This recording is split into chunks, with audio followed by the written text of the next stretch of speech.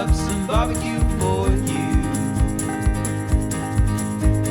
T-Roy's chilling in the backyard grilling, showing you that you can cook it too. Always with a beer or whiskey, but he cooks responsibly.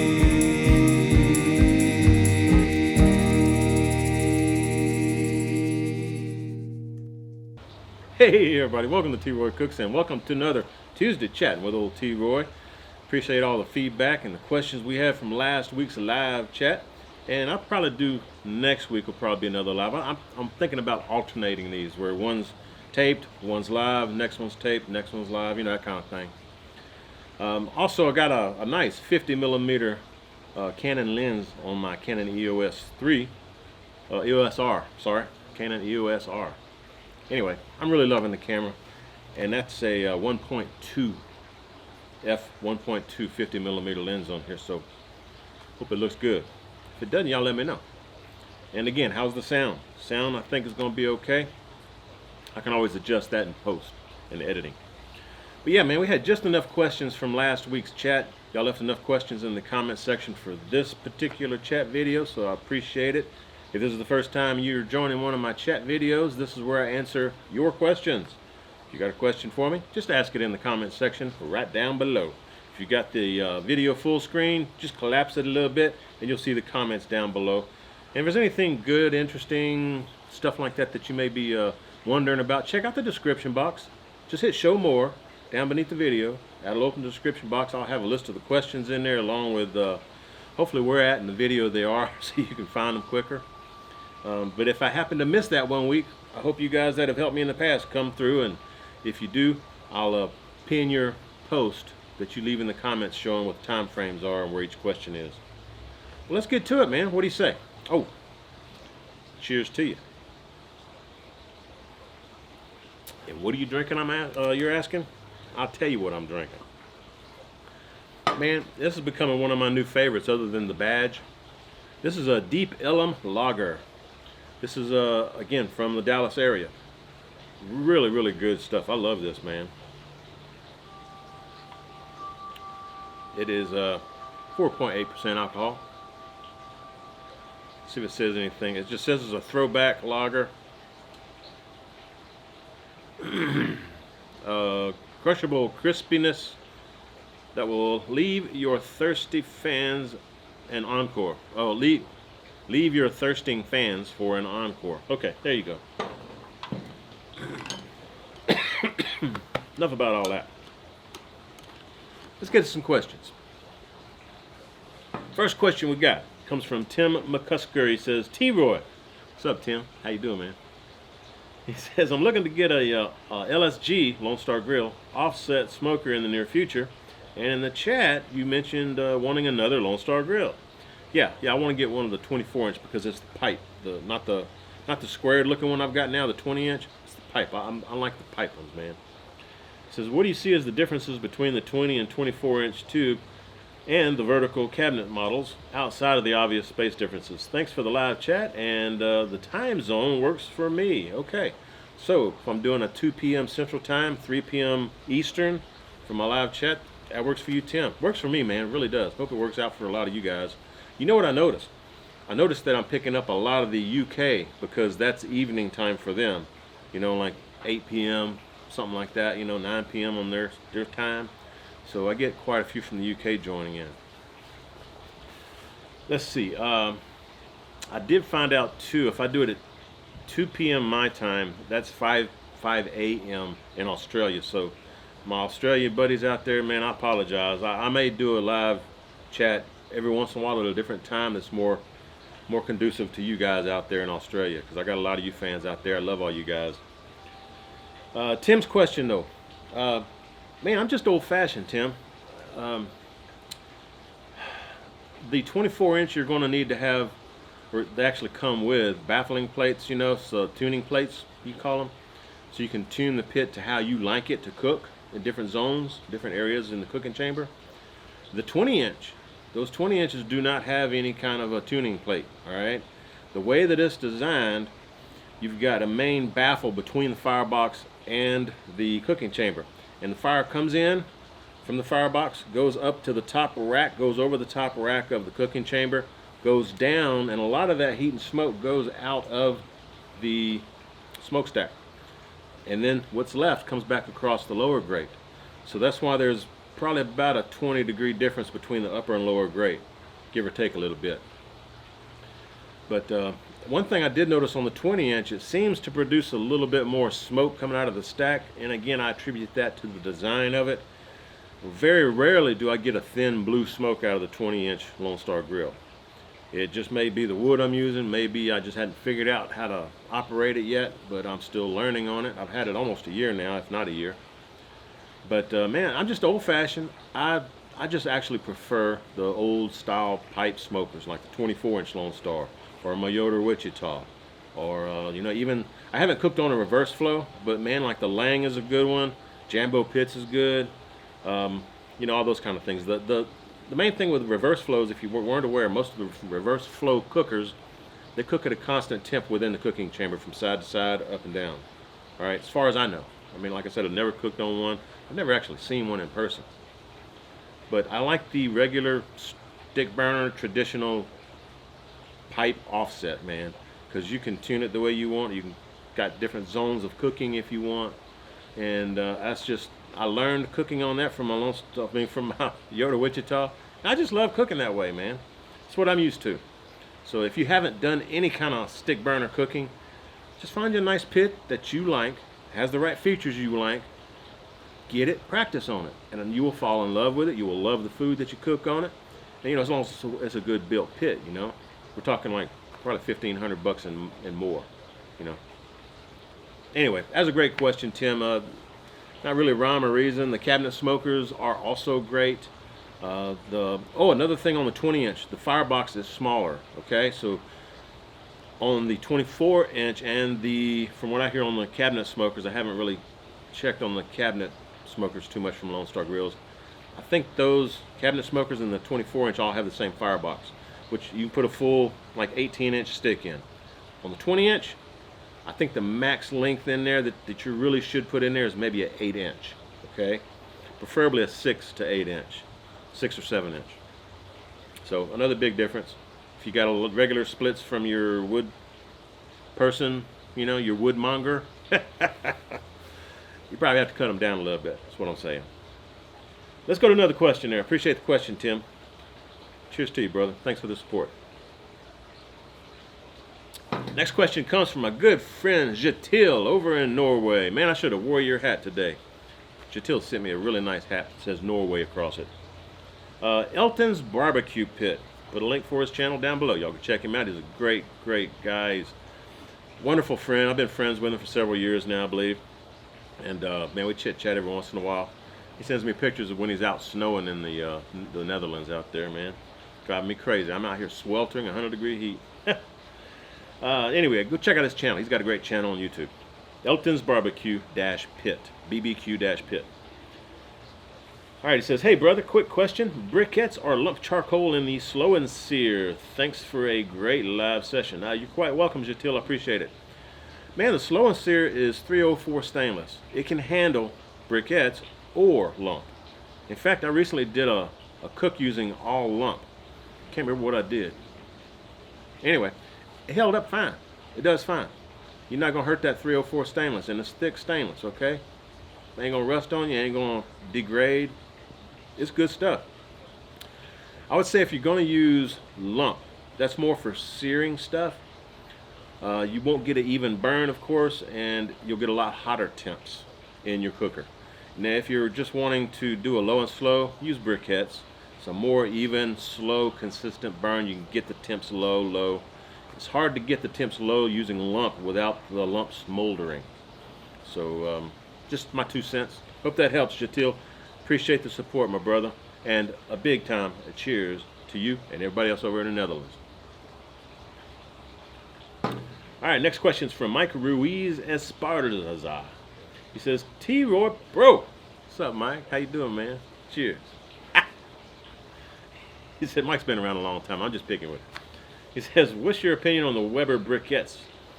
Mike, you know what? I recently got a load of Weber Briquettes from Justin, from Baby Back Maniac, man. he caught some deal, I think at Home Depot, where they had them like, I don't know, 75% off or something like that. It's some crazy amount, man. They were cheap.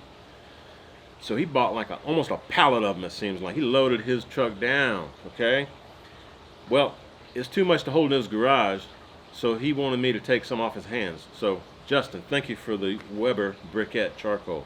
I look forward to trying them out. I haven't tried them out yet, Mike, so I really don't know how they burn, but I hear they burn consistently, they burn pretty hot, and they last longer, but that's just what I've heard.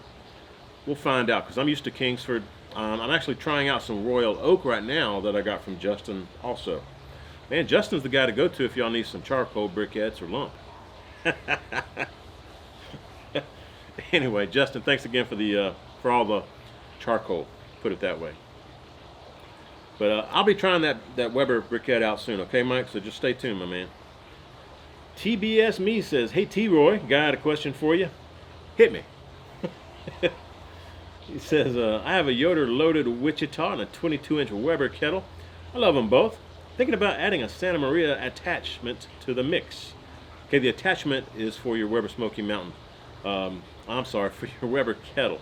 All right, like the Gabby's grill that I use all the time. I love that thing, man. I swear I cook on that thing. I'm gonna cook on it again this evening. Grill me another ribeye. Man, it cooks fabulously. I love that Santa Maria style cooking, man. All right, he says, what will it bring to the table as far as a variety to my cooks? Different flavors, things that it can do that the kettle alone or the stick burner can't do. It's a different style of cooking. Instead of adjusting your intake vent or your exhaust vent to keep the smoke in or to let the smoke escape or to let more air in and let the coals heat up more, or close down the bottom vents or the lower vents to keep the charcoal and stuff from getting too hot, you know. With the Santa Maria, it's wide open. I mean, you just put this grill that is adjustable in height, you put it over some burning wood or burning charcoal, but burning wood is what I use, real logs. You get a phenomenal flavor. I mean, it's like one of those flavors you get if you really enjoy steaks and you go to a really nice steakhouse and they cook over a real wood grill, okay? It's that kind of flavor. It's tremendous. You won't get that same flavor by putting wood chunks on your Weber Kettle or your Loaded Wichita. It's more of a grilled smoke flavor, okay? Whereas on your Wichita, you're going to get smoke flavor, and you'll get some bark forming because of the low and slow temps. But you won't get that different grilled flavor, okay? And it's not like a grilled flavor you get off a gas grill either. It's unique. It's really unique. And you can change the flavor by using different types of wood, you know? My preference is pecan. I absolutely love cooking beef over pecan wood. That's just my preference. You may like alder or cherry, you know, mesquite, you know. It's wonderful. I hope you get you one. If you do, tell Junior over at Gabby's Grill I said hello. Trust me, you won't go wrong, man. You cannot go wrong when you get you one of those Gabby's Grillz Santa Maria attachment for your Weber Kettle. And he makes all the sizes for your different size kettles, okay? So give it a shot, man. It's worth it. It really is worth it. Big Al says, with spring here and people breaking out their grills, just how clean do you keep your kettle and other grills and smokers? On several groups I follow on one of the social media sites. He says, people range from never cleaning at all to brushing the grate to extreme cleaning believers. What's your stand on this? I clean the grill grate. You know, I'll heat the grill grate and I'll just brush it off. As far as cleaning the inside, I really don't. Maybe on my offset, my stick burner, I may just hose out the inside every, year, once a year, something like that maybe. I really don't. I don't. The only thing that I will clean, like inside the cooking chamber on an offset, is if I've been smoking too much wood, the wood smoking too much into the cooking chamber, you get those little black flecks of carbon or whatever, that build up on the inside of the lid and on the inside of your cooking chamber. I'll kind of knock those flakes off because you don't want those flakes falling on your food. Other than that, I don't really do a lot, man. I just clean the grill grates. You know, I don't even hose out the inside of the firebox. I just, you know, if it's got ash in it, I'll pull the ash out maybe the next day or two after I cook. And I just close all my vents and just let everything stay cool, you know. I hose off the outside and let the sun dry it, and then I may put on some oil. I just rub some oil on it on the outside, help protect the paint and help keep it from rusting. But that's all I do on the outside, you know. Most of the time I just hose the outside off unless I'm actually seeing some rust. Same thing on the kettle, man. You know, I just hose it out inside and out, you know. It ain't gonna hurt the kettle, man. It's enamel coated, so you're not gonna hurt it. I don't do real heavy cleaning on it. Now Justin does, Baby Back Maniac. He'll clean his pits. He'll spend all day cleaning his pits, man. But he likes a good looking pit. I'm more like a Harry Sue. I cook on it. It's made to cook. It ain't made to just stand there and look pretty. So that's what I do. I use mine to cook on. And a lot of times if you scrub all that stuff out of the inside, you're scrubbing away those layers of carbon buildup that also add flavor to your meat. Let me ask you a question. When you go to the barbecue place and you go order you some barbecue, you know how some places, they've been there a really long time, they've got the walls are brown, the ceiling is kind of brown, you get that smell, it's like a smokehouse when you first walk in the door, and sometimes even before you get inside. And you go to a new place, it ain't got all that. I guarantee you, that old place, the pit, has been cooking for years and years and years, built up flavors on the inside of the pit. That pit is going to produce a whole lot better flavored meat than a new pit. So use your pits, use your cookers, cook on them often, cook on them every chance you get, because the more you cook on them, the better the flavor of the meat's going to be that you're pulling off. And again, that's why I don't scrub the inside of my cookers. You're scraping away all those years of layers of buildup, all right? And if you got some grease or something down in there you just need to scrape out, that's fine. I'm talking about the inside walls, all right? Not necessarily the absolute bottom where all the grease drips, you know? Hose that stuff out, you know, get your pit warm, hose it out, be done with all that grease and stuff, because you can actually start a grease fire if you keep grease trapped in there, you know? You'd be cooking really hot and open the door on the cooking chamber, and you might get a backdraft just hit you. It's actually happened to a friend of mine, okay? So I know this. If you got a lot of grease in the bottom, and it goes for gas grills too, get a lot of grease trapped down in there. That grease gets hot when you light that fire, man. If that grease gets too hot, it'll catch fire. Grease fire is one of the worst things to happen, man, because it's hard to put out. So y'all be careful about that. Make sure you clean the grease out of the bottom of your pit where the drippings are. Or put your drip tray and take that drip tray out when you're done cooking. There you go. Alright, Big Al, I hope that answered your question. Sorry I've been long-winded on that one, but just want to throw some info out there. Cheers, Big Al. James Booth says, cheers, Troy. Alright, there you go, James. Cheers. What do you think about the Backwoods water smokers? I like water smokers personally. That's one reason why I like my Lone Star Grill. It's a water smoker. You can fill that thing with water in the bottom under the cooking chamber grates and use it as a water cooker. Water cookers add moisture into the air, which helps with the bark, helps keep the meat moist, helps a more even cook within your cooking chamber. So I like water cookers, and the Backwoods seem to be a really nice cooker. I've never seen one in person, I've never cooked on one. I don't have any friends that I'm aware of that have any, but they seem to be really nice smokers. So I have no issues with a water smoker. I'd actually probably prefer a water cooker than just a straight stick burner. In fact, y'all seen in my videos using the, I don't think I've done it on the Lone Star Grill yet, but on my Loaded Wichita, my Yoder Wichita, I actually would take a stainless steel pan when I'm cooking briskets, and if it's not really humid outside, if it's real dry air outside, I'll actually take and put a water pan in my cooking chamber next to my brisket, and that'll introduce moisture and help the cook of the brisket. You know, help with the bark, help with the flavor, help the moisture in the meat. So go for it, man. If you get one, start cooking on it. Do some videos. Send them to me. Look forward to that, man. That'd be cool. Lindsay Erickson says, T-Roy, when are you coming out with some new swag? You know, I do have some swag if you guys weren't aware. I'll put a link to it down in the description box. But if you go to Shopify and search for Troy Cooks, pretty sure it's just Troy Cooks, Troy Cooks. Pretty sure you can pull it up. I don't have a lot. I got a black shirt and a gray shirt and a hat.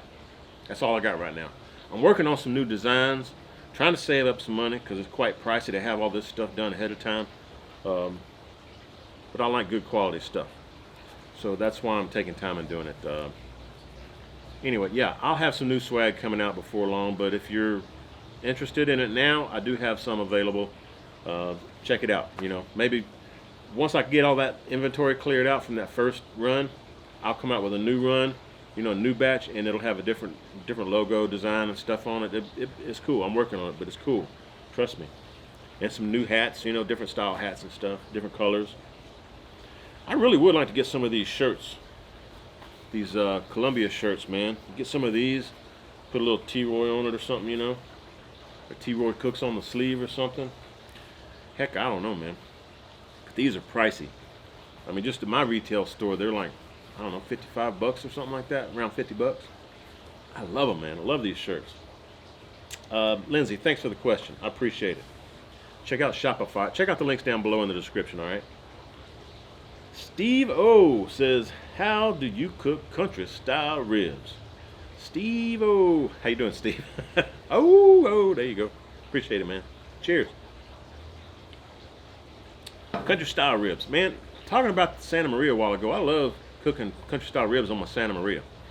I usually do them, well, I've done them different ways. They actually come out more tender and juicy if you cook them low and slow. And if you need to, maybe put a little grill mark sear on the very end, you know, give them a little extra. You get that Maillard reaction on the surface and give you a little bit different flavor, like a grill flavor. But I like them smoked, low and slow. Sometimes I wrap them, sometimes I don't. And I've had some that just one, you know, two different occasions cooking. But, you know, I'll go to the store, I'll get what looks good. Make sure you get some marbling in your pork, all right? Don't skip it, you know. Don't look for super lean pork. Get you some marbling. It'll be a lot more juicy and tender. Like for ribs and stuff and pork butt. Get the ones with the marbling, man. Get the ones with the fat. Low and slow. Oh, that's what I was going to tell you. I've actually bought like a batch of country style ribs from the store. Came home, cooked them. Man, they were fabulous. Went like a week or two later. Got another batch of pork country style ribs. Brought them home, did the exact same cook, and they were tougher than all get out. So, you can't always go by, you know, every pig's different. Just like every brisket's different, you know, because every cow's different. Sometimes you get a winner, sometimes you get a loser, you know. But it's all good. It's all good eating anyway. But yeah, I like to cook low and slow, let it get some smoke on it, then maybe wrap, maybe not, because I do like a little bark. But if you wrap it, then I like to take it out of the wrap at the very end, sear it. Get your little Maillard reaction, some grill marks on there. It's good stuff, man. And when I wrap it, I just maybe put some apple juice or some white grape juice in there. I've even used like beef broth in there. It works out good, you know. Maybe throw some little butter in there or something, help keep it a little moist, give it a little flavor. Love me some country style pork ribs, man. You know, I actually like to take them sometimes too and just bake them in the oven. You know, put them in a pan, put a little water in the pan, boil it, put it in the oven for a little bit, and then make me some white country gravy, some of that milk gravy. Put a lot of black pepper in there. Make me some biscuits. Man, that's good eating. Biscuits, gravy, with some country style ribs. Love that, man. You make me hungry. Appreciate the questions. All right, let's see. That was Steve. Yeah, that was Steve. Cheers to you, Steve. Thanks. We got sound? Yeah, we got sound. Okay. All right. I know I got battery. Tom Bryan says, hey, T-Roy, do you ever pair whiskey with your barbecue meals? No, I don't, man. I'm not really a huge whiskey drinker. I like a good margarita during the summertime, and I will drink some whiskey in the wintertime. Don't get me wrong. I usually drink whiskey when it's cold outside. Kind of warms me up. As far as pairing, you'd probably you probably see me pair some wine with some meals more than whiskey and meals. I've actually had requests to do that, and I may do that in the future. But I'll tell you what, go check out my good friend Ryan and his neighbor Evan. They've got a cooking channel and also a whiskey tasting channel out there. It's all the same channel, called Whiskey and Barbecue. I'll put a link for them up here, okay? Y'all go show them some love if you hadn't heard from them. Ryan has been over here before when Harry Sue was here. We cooked out in the backyard, and I did on that same video, I had a bunch of YouTubers over here. Ryan's one of them. But me and Ryan did a whiskey tasting at my house, and that's also included in that video. It was about 13, 14 minutes long, I think, just for Ryan's segment where I was tasting some whiskey. Some Slane, I think it is, whiskey. Man, that stuff's good. Appreciate you bringing it over to Ryan. Y'all go check out Ryan and his neighbor Evan, though, man. Again, they upload twice a week. One video is for cooking. That's Ryan, and the other video is with Evan and some of their friends. And they just do whiskey tastings, give you their opinion on what the whiskey is. So 2 videos a week from that channel, Whiskey and Barbecue. Love those guys. Let's see. Bobby Miller, how you doing, Bobby? Cheers to you, my friend.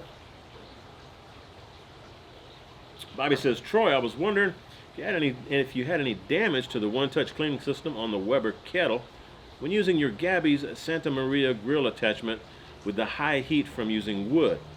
I was thinking of getting one, talking about GABBY'S grill. So I was thinking about getting a GABBY'S grill. I asked in the live feed, but had to step away. Yeah, man, sorry I missed that question, Brian. I haven't had any issues with my Weber Kettle using the Santa Maria and using real wood. It works out fantastic, all right? The only thing that I've noticed is that the high heat warps the grate that your wood sits on. But those are, what, 10, 15 bucks a pop over at your local hardware store. And they'll last you until you want to replace it. You know, it's not burning up or anything. It just gets so hot that it has a divot where the wood is heavy. It's sitting down, so it kind of bends the grill grate down. But it's not hurting anything. I haven't noticed any issues, and trust me, I use my GABBY'S grill probably 3 times a week, burning real wood in it, and it does fine. The kettle is perfectly fine. I don't have any discoloration on the outside. The inside is still really the way it should be. I can easily clean, you know, with the one-touch system. No issues at all with the Weber Kettle other than that grill grate bending under the high heat. That's the only issue. Get you a GABBY'S grill, man. Tell old Junior I said hello. You'll love it. Thank me later. What else we got? Brian Miller, is it? Nope, that was Brian we just asked. Brian just asked the question, so there you go, Brian. Cheers. All right, we got a few more questions, so we'll try to be quick here, guys. I don't know how long I've been running here. The Leonessa 10. How you doing, man? How you doing? He says, hi, T-Roy. I'm new to the wonderful world of smoking barbecue and stuff. He says, I recently butchered my own hog and steer, and I was able to cut it into a nice sized roast for my new 18-inch Weber Smoky Mountain. Cool, man. Very cool. He says, gotta say, your channel is my favorite. I love your laid-back style. I appreciate that very much. Thank you, and cheers to you.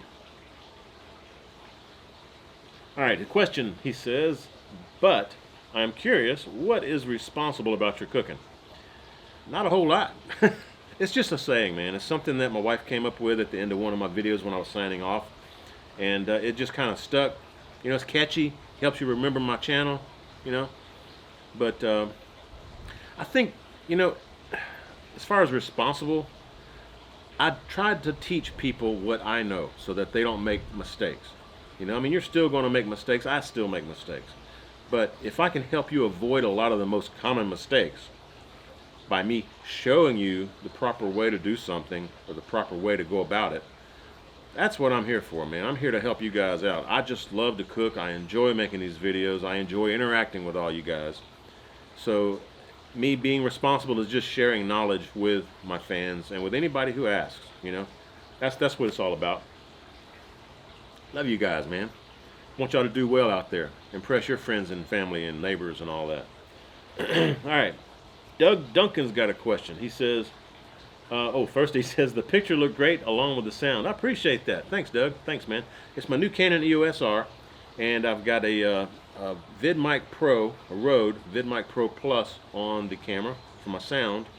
And I mentioned earlier I got the Canon EF 50mm, and it's the 1.2 that I'm shooting with. f1.2 50mm lens. So I'm loving this camera, man. But I just realized it shuts down when I'm just recording straight. It shuts down after half an hour. But I got a fix for that. I do. I just need to go get it and hook it up for the next time we do this. All right, Doug says, I have a Kamado Big Joe and a small, excuse me, he's got a Kamado Big Joe and a small gas grill. Would an offset allow me to do anything that I can't do now? No, Doug, no. You can do all the cooking that you can on any of those cookers. Think of your cooker as an oven, you know? You're just cooking outside on your cookers instead of in your house in your oven, you know? They can all cook the same thing. The difference is in the flavor, all right? You're not going to get that same flavor from a Kamado Joe or a gas grill that you would on an offset, or even a Weber Smoky Mountain, you know? As far as real true smokehouse barbecue flavors go, offset would be my number one. Second place, as far as flavor goes, I'd be the Weber Smoky Mountain in my opinion. Third place would probably be my Weber Kettle with the slowest sear in it. And if you're just talking about grilling, Santa Maria. I love the Santa Maria grill. I love that. Love that flavor, man. I love it. I love cooking over real wood as much as I can because I love that wood flavor. Not just smoke flavor, but you actually get imparted it.